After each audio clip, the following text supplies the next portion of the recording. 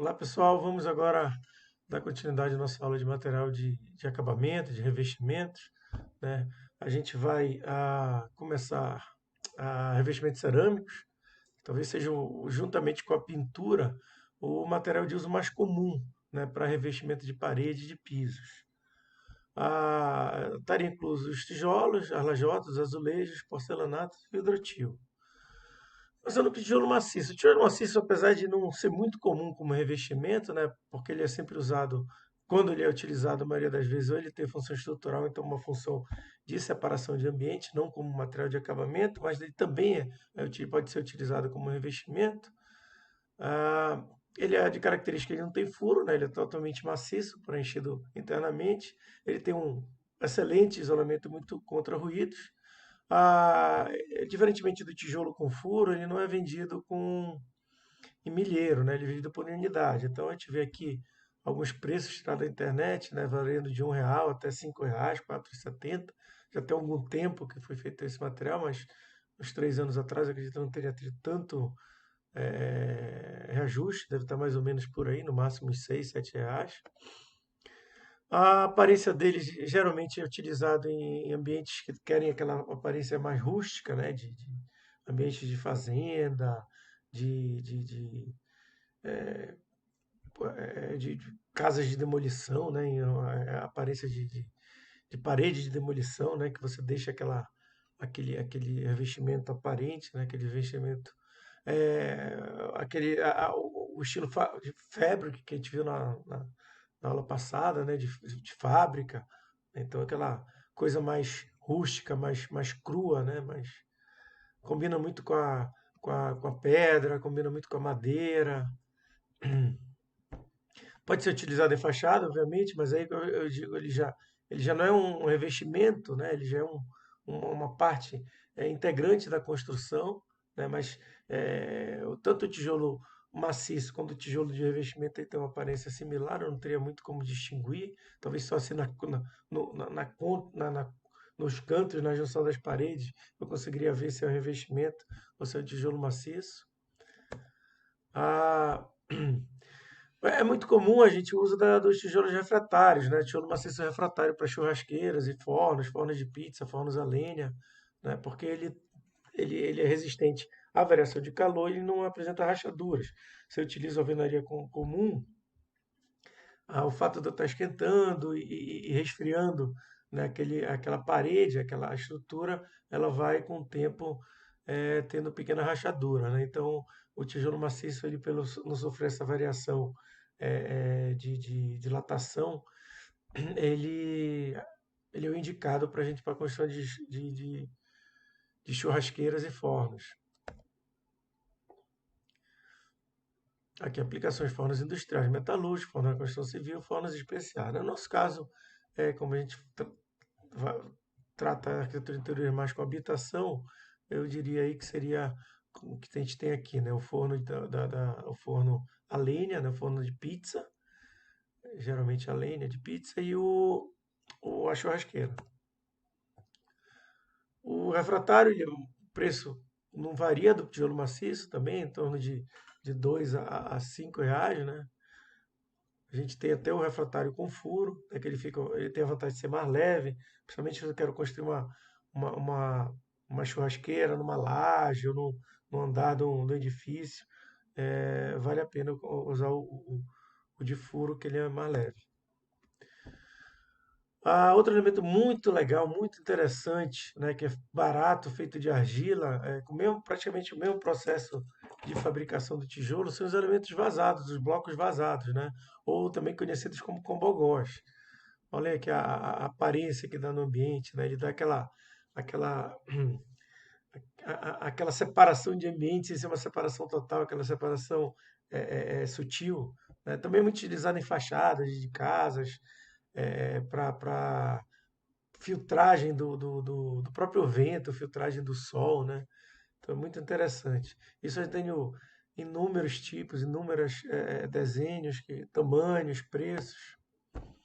Aqui a gente vê, né, separação de jardins de inverno para área interna de edificação, às vezes no mesmo ambiente, né, um, está íntimo o quarto, fazendo aquela separação dos dois ambientes. É uma separação, como eu falo, é uma separação sutil, não é muito física. Aqui em fachada, como eu falei, ele filtra a luz, filtra o vento, né? Às vezes o vento é muito, muito desejável na nossa, no nosso clima, mas às vezes você tem aquele local com muito vento, muito exposto à chuva, e o elemento vazado ele pode dar um freio nessa incidência de chuva e de vento. Aqui utilizado numa parede cega, né, o que não é muito comum, eu particularmente não gosto, porque eu acho que se ele é um elemento vazado, ele tem que mostrar o que tem do outro lado, né? É mais ou menos como se você pega um tijolo de vidro, a gente vai ver o tijolo de vidro, e bloquear o outro lado, né? Quer dizer, é como você fazer uma janela e do outro lado da janela colocar uma barreira que ninguém vê. Então, ele perde um pouquinho de sentido, né? Mas fica interessante a gente ver aqui nessa pequena sala de jantar. Aqui é uma marca especial de tijolo, tijolo clinker, né? Ele é fabricado com argilas especiais, redução de porosidade, aumento de densidade, aumento de resistência. As fachadas feitas com esses tijolos, muito interessante, né? Ela dá essa característica única. Aqui uma fachada branca, uma outra escura, né? Lembrando que as fachadas escuras, para o nosso clima também, tem uma incidência de sol, de calor, de absorção de calor muito grande. Outro tijolo muito interessante é o tijolo que é para os jardins verticais, né? É, substitui como aqueles chachins, aquelas paredes verdes, né? Então ele é aplicado à alvenaria de amarração, substitui as treliças, chachins e outras alternativas, usadas para jardins verticais. A planta ela vai se desenvolvendo nessa calha, né? Você coloca ali um, um, um pouquinho de terra e aplica aquela planta. Geralmente são plantas que elas não necessitam de adubo, elas pegam os nutrientes no próprio ar, como as samambaias, né? Aqui a gente vê no ambiente interno, o ambiente interno é sempre mais complicado a gente trabalhar com plantas, né? Mas ele é ideal mesmo para ambientes externos. Eu digo porque internamente você até pode ter um jardim interno, mas você tem que ter uma incidência de luz artificial muito forte, né? Você tem que ter uma rega constante, então é bem mais complicado você cuidar ou cultivar um jardim internamente. Aqui um outro tijolo especial, né? Um tijolo que ele é como se fosse um tijolo de 6 furos, né? Aquele tijolo de alvenaria comum, só que ele tem né, uma inclinação, como se fossem umas pequenas tábuas, né? E eles dão uma separação melhor para um isolamento maior para o calor. Você nota o seguinte aqui, essa parede mostra bem, um tijolo vai fazendo sombreamento para outra fachada de baixo. Então, pelo fato de ele mesmo ter um brise próprio, né, aquela incidência de calor de sol, não vai é, é, é, não vai transmitir para dentro, porque a incidência é menor pelo próprio sombreamento que ele próprio provoca. Muito interessante, além que esteticamente ele fica muito interessante, né? A lajotas cerâmicas, que seria praticamente o mesmo elemento, né? O tijolo, a argila e o barro levado no forno, com pouco tratamento, vamos dizer assim, de acabamento, né? Então a gente tem utilização de piso, né? Os pisos aqui, piso externo de piscina, piso interno, um piso de churrasqueira, né? Então ele uma outra aplicação para argila, para o barro, muito interessante, né? Muito bonita. Também tem, assim como o tijolo aparente, né? Essa a aparência rústica, essa aparência mais informal, né? Menos, vamos dizer assim, de apartamento, uma coisa menos urbana, mais rural, vamos nessa linha. Algumas outras lajotas especiais de acabamento de floreiras. Aqui o que é muito comum, eu particularmente faço muito, utilizo a própria floreira como um banco, né? Aqueles 30, 40 centímetros que a gente eleva a floreira, quando a borda serve como banco as pessoas sentarem, bater papo. Geralmente em hall de entrada de edifício, de casas, fica muito interessante. Aqui internamente a lajota, né? A lajota cerâmica, muito bacana, muito bom.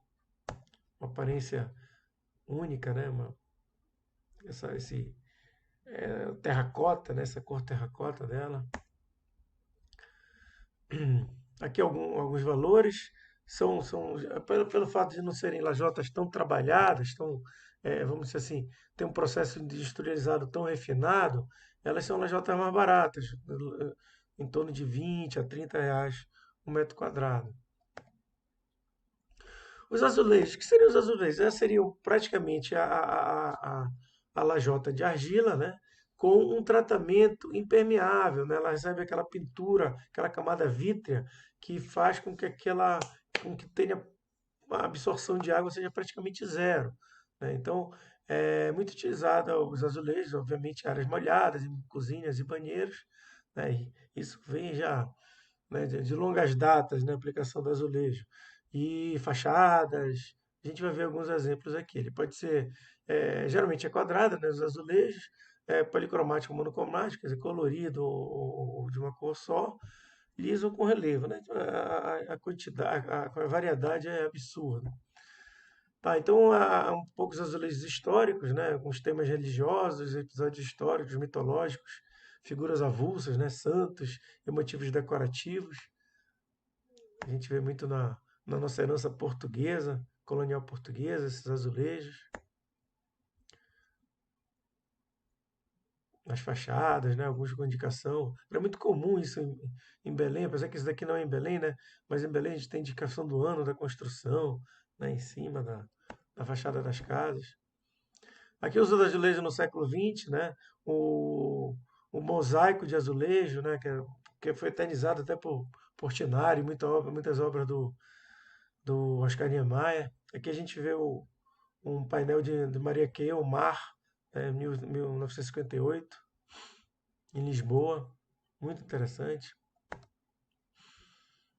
Aqui um dos cartões postais do Rio de Janeiro, né, a escadaria no bairro de Santa Teresa, né, feitas com azulejos, com pequenos fragmentos e formando esses mosaicos, muito interessante.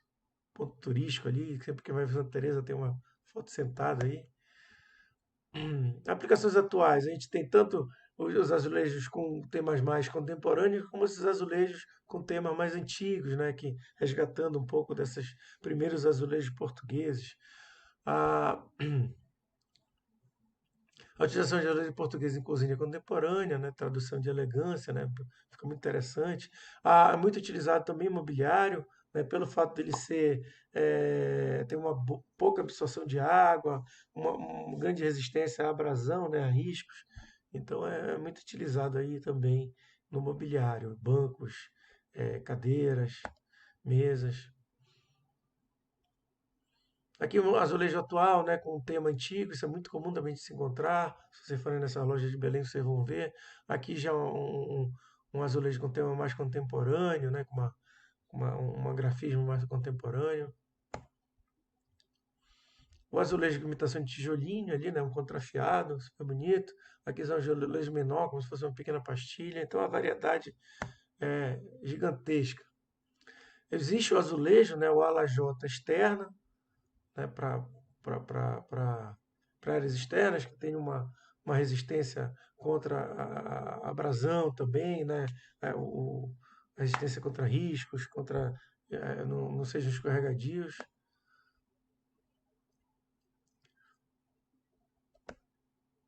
Aqui alguns exemplos, né, os azulejos bem mais caros aí, né, no caso, por causa de um azulejo artesanal, né, uma imitação dos azulejos portugueses, no caso, R$ 200 o metro quadrado. Esse aqui é um revestimento de parede de borda preta da Porto Belo. Quer dizer, não é só porque é azulejo que ele vai ser mais barato, né? Que a gente daqui a pouco vai ver os porcelanatos. Esse aqui é a unidade, né? Nota o seguinte, aqui era o metro quadrado, né? R$ 258 o metro quadrado. Aqui é a unidade, é muito comum quando vocês forem nessas lojas, tanto a venda por metro quadrado quanto a venda por unidade. Tem que prestar atenção para não se confundir na hora que for comprar. Né? De repente, pô, que bacana, eu vou comprar, fazer todo o meu banheiro com esse. Tá baratinho, R$ 7 o metro quadrado, não é unidade, né? Então termina saindo bem caro. Aqui alguns outros exemplos. Esse da Portinari também, a da Secrisa. Então, isso é a quantidade de fabricantes e de modelos e formas. é absurda. Aqui o mais barato, né, 17, 18 reais. É assim, se vocês forem nessas lojas aqui em Belém, vocês vão ver que os azulejos, né, eles geralmente são mais baratos. Eles giram em torno de 20 até uns 50 reais os metros quadrados. Esses azulejos de acabamento, sem ser azulejo especial, vamos dizer assim, esse azulejo é mais trabalhado, os azulejos mais comuns. Aqui é um ladrilho hidráulico. É uma peça artesanal, né, sem brilho, alta resistência e durabilidade. Ele é poroso, necessita de resina acrílica para impermeabilizar, mais espesso que a cerâmica. Também é uma outra alternativa de acabamento. Tá? Aqui, tive aqui do lado tem um combogona, elemento vazado, que dá até uma aparência um pouco assim retrô, né, para essa 1950, 1940.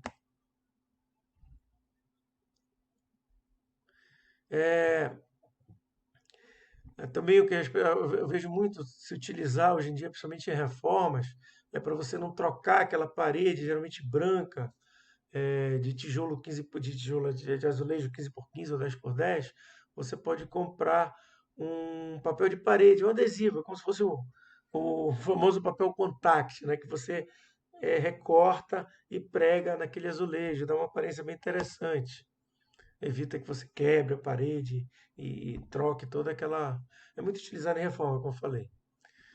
Os porcelanatos, né, que é grande, assim, mais ou menos a partir da década de 90 ele entrou no mercado brasileiro de uma maneira muito forte, né? Eu diria que foi dos anos 80 aos anos 90, começaram as primeiras fábricas no Brasil, começaram a fabricar o porcelanato, né? Qual a diferença básica do porcelanato para o azulejo? É que, de uma certa forma, o azulejo era feito de argila, né, que recebia aquele tratamento vítrico em cima, né, impermeabilizante, e, ia para o forno, né, depois para aquilo endurecer. Na verdade, era forno duas vezes, a primeira vez para fazer lajota, depois recebia aquele tratamento de pintura, né, de acabamento, de cor, e ia novamente para o forno. O porcelanato não, ele quando surgiu, ele surgiu como elemento único. Quer dizer, como é que eu conseguiria distinguir o azulejo do porcelanato? É, Era sempre na lateral. O azulejo ele tinha sempre aquela parte de trás de argila, né? A frente era totalmente diferente do que o verso dele, né? O porcelanato não, ele era um elemento único. Quer dizer, aquela cor que ele aparentava era a cor mesmo do material. Então era uma vez só, era um material mais resistente do que a argila. Então, porcelanatos são placas cerâmicas para revestimento compostas de porcelana e minerais rochosos, quer dizer, bem mais resistentes que a argila. O processo de fabricação envolve um elevado grau de moagem, alto teor de matérias-primas fundentes e alta densificação após queima, resultando, desculpe, em produtos com baixa porosidade e elevado desempenho técnico. Tá? Então, ele é mais ou menos como a gente viu nas pedras industriais, né? Ele era um composto, né, com porcelana e minerais, né, que era feito junto, né, aquela argila, aquele material, aquela massa, e era levado para o forno, que dava uma resistência. Os primeiros, principalmente, as cores não eram feitas com acabamentos posteriores, mas era dado na própria massa. Então ele tem uma absorção de água muito baixa, uma resistência à abrasão superficial muito alta, tá? E resistência ao deslizamento também muito grande. A gente vai ver que isso, inclusive, são indicados por alguns números.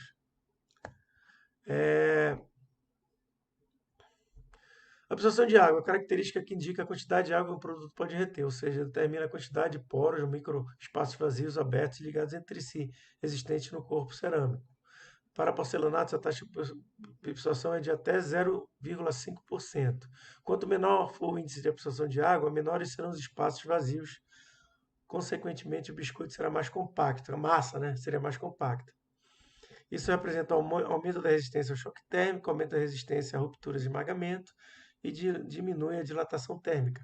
Essa característica da dilatação térmica menor é muito interessante porque os antigos azulejos e lajotas, a gente sempre utilizava um rejunte grande de 1, 2, às vezes 3 milímetros.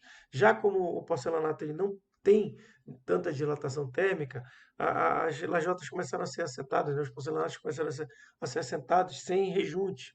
o que dava uma nova aparência também para as áreas internas. A gente tem resistência à abrasão, né? Isso também não é só de porcelanato, isso você vai encontrar nas lajotas. São os chamados PEI, né? Que é um procedimento para se avaliar a resistência que a camada de esmalte terá submetida ao fluxo de pessoas. Ou seja, um PEI baixo, né? Um PEI 0 ou um PEI 1, é, ela não aguenta muito fluxo de pessoas ou de abrasão, as pessoas passando ali em cima, né? Então, geralmente é mais indicada para paredes ou então pisos de pouca movimentação, tipo um banheiro. Já se você quer utilizar em áreas residenciais, garagens ou até áreas comerciais, o ideal é um PEI 5 ou um PEI pelo menos 4, né? Então tem essa tabelazinha que mostra mais ou menos como escolher, tá? Então essa característica você vê nas lajotas e no porcelanatos quando você compra, tem naquela especificação técnica do porcelanato. Então lembrando, PEI 0, 1, 2, no máximo 3, uso residencial. Os PEI 0 e 1, uso de paredes, tá? E 4 e 5 já uso comercial, uso público. Não quer dizer que eu não posso usar em casa, obviamente, mas posso usar em casa, posso usar, estou fazendo uma garagem que recebe o carro, o pneu do carro, então tem que ser uma resistência alta. A resistência ao deslizamento, né? Isso é muito comum, muita gafe de arquiteto eu já vi, né? De escolher aquele porcelanato lindo, maravilhoso, coloca em área externa. Quando chove, aquela área começa a ficar muito escorregadio, causando acidente para criança, para idoso, né? Coisas inclusive fatais. Então, tome muito cuidado com isso, tá? É, a classe 1, classe 2 e classe 3. Então, escadas e rampas, locais públicos. Então, tem, tentem atentar para isso, para não cometer uma gafe na hora de estar especificando o material. Quer dizer, não é só a beleza do material, o preço do material, também algumas características que vocês têm que levar em conta. Tamanho de formatos e tipos. Eu diria o seguinte, logo que o porcelanato foram lançados, na década de 80, 90, eles eram menores. A gente encontrava as maiores lajotas, eram encontradas em torno de 40 centímetros, 30, 40 centímetros. Isso hoje em dia já caiu, né? Caiu por terra. É, 2020 a gente vai nessas lojas, vê lajotas de 90 centímetros, 1 metro, 1,20 m, né? Grandes peças, né, de porcelanato. Eu não sei, eu acho que 1,20 foi o máximo que eu já vi.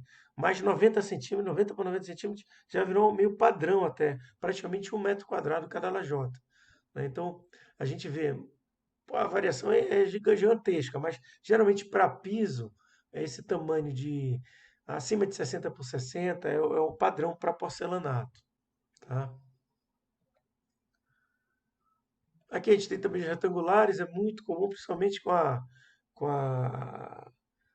as restrições da comercialização da madeira a partir dos anos 90, né, que se a gente pegar a arquitetura própria paraense aqui nos anos 80, 70, a gente tinha o- alguns arquitetos que trabalhavam muito bem com a madeira, o Aurélio Meira, o Milton Monte, né? Então, era uma característica da nossa arquitetura a abundância de madeira, mas isso aos poucos foi sendo substituído, né?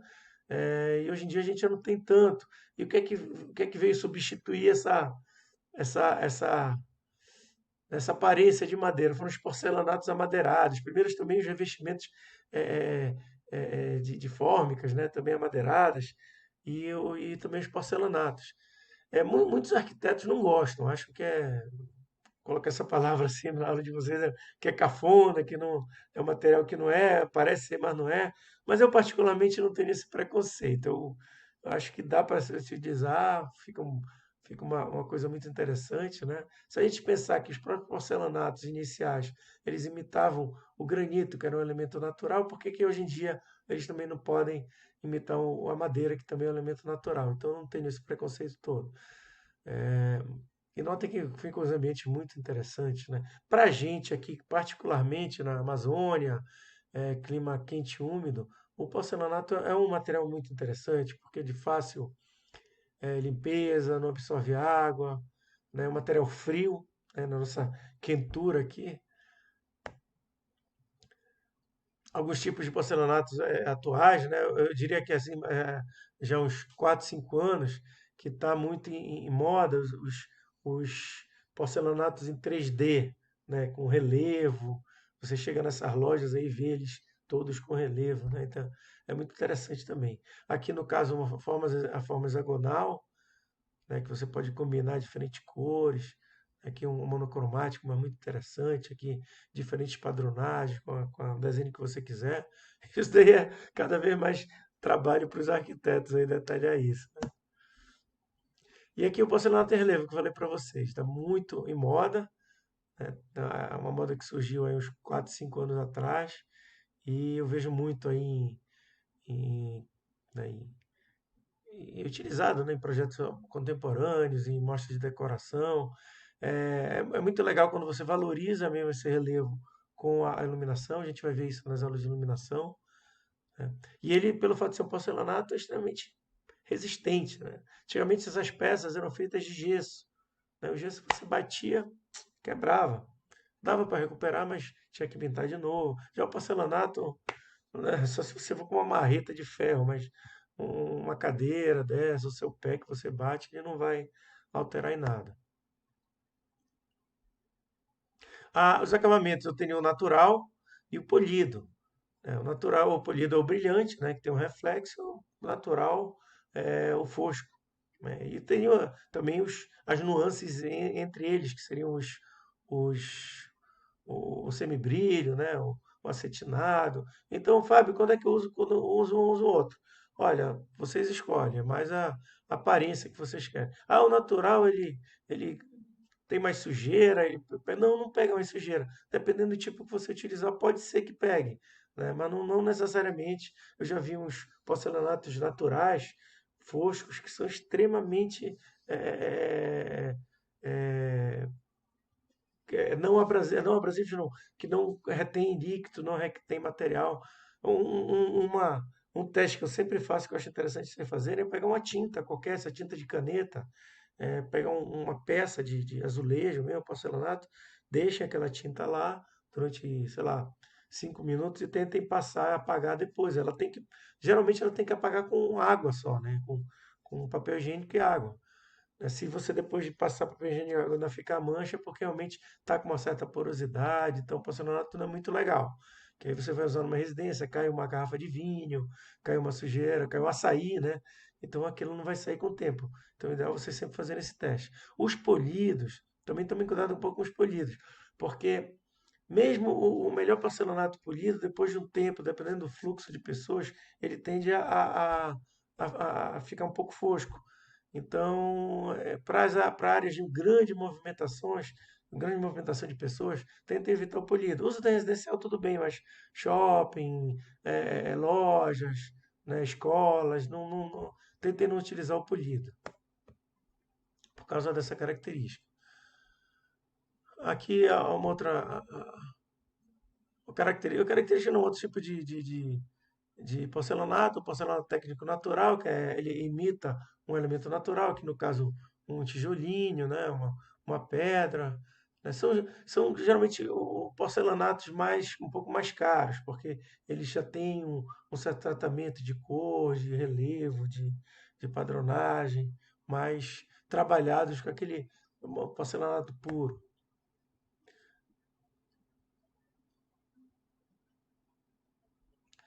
Aqui no acabamento de superfície polido, já falei, né? Mostra alguns exemplos do porcelanato polido, né? Ele tem essa característica do brilho, que é muito interessante, dá uma aparência de limpeza, mas às vezes eu particularmente tenho minhas restrições. A gente vê aqui, ó, esses dois exemplos, principalmente esse da esquerda, a gente tem alguma iluminação de spot, né? Então essa iluminação, ela refletindo numa parede, num piso brilhante, pode refletir, ofuscar um pouco os olhos. Então tome um pouco cuidado com isso. A gente vê também aqui, ó, né? A gente vê o reflexo da própria janela no piso, né? Então, tome um pouco de cuidado com o polido, né? Ele é interessante, mas tome cuidado só, né? Aqui na cozinha já não tem tanto. Ah, o esmaltado, né? Que ele é aquele, como eu falei para vocês, ele é o meio entre o, o- entre o polido e o fosco. Ele tem a mesma característica do técnico, mas a vantagem de ter um esmalte em seu acabamento, que proporciona maior resistência a manchas. Possibilidade de design mais sofisticada é outra vantagem desse material. Alguns tipos de porcelanato, tá? Aqui o retificado e o bold, né? O retificado é aquele porcelanato que ele não tem borda, ele termina como se fosse um canto é, acentuado, né? Então eles são muito bom para rejuntos pequenos, né? Ou para se utilizar sem rejunte, rejunte de 1 milímetro. Já o bold, que é aquele porcelanato que recebe uma, né, uma arredondada, uma borda arredondada, ele também já fica melhor com um, um rejunte um pouquinho maior, tá? Senão fica aquela parte, né, central junto uma da outra. Aqui alguns exemplos de. Esse porcelanato aqui é muito interessante, né? Inclusive ele tem formas não regulares, né? Dá uma aparência muito interessante. Ele deve ter só uma, uma perda muito grande, né? Geralmente as perdas que a gente usa para lajota em torno de 10 a 20%, aqui eu devo chegar nos 30%, 40%, porque muitas fato de muitas lajotas ou peças não combinarem entre si, mas que é tem uma estética única e muito interessante, isso tem. Aqui mais alguns exemplos. Então, notem como as possibilidades são infinitas. Por isso que eu falei no início, o porcelanato, as lajotas, né, são a grande vedete, diria, da decoração da arquitetura de interiores. Né? São os grandes aliados, hoje em dia, do arquiteto de interiores. Escolher uma boa lajota, fazer essa combinação com o mobiliário, com a cor da parede, com a iluminação. Isso daí é ponto-chave para o projeto de arquitetura de interiores.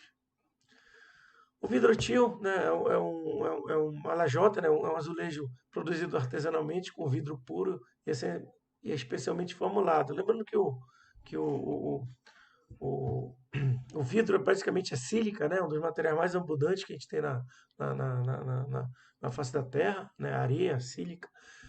Ele é disponível em várias cores e tamanhos, sempre com superfícies e formatos irregulares, apresentando textura característica diferente em cada tessela, em cada quadradinho. Essas características artesanais garantem uma reflexão multidirecional da luz e resultam em um brilho de efeitos luminosos únicos, ao contrário de outras pastilhas de vidro que são lisas com as bordas polidas. Então a gente vê aqui a aplicação, pelo fato dele ser muito irregular, ele não é muito utilizado em piso. Pode ser utilizado em piso, mas as pessoas utilizam mais em paredes.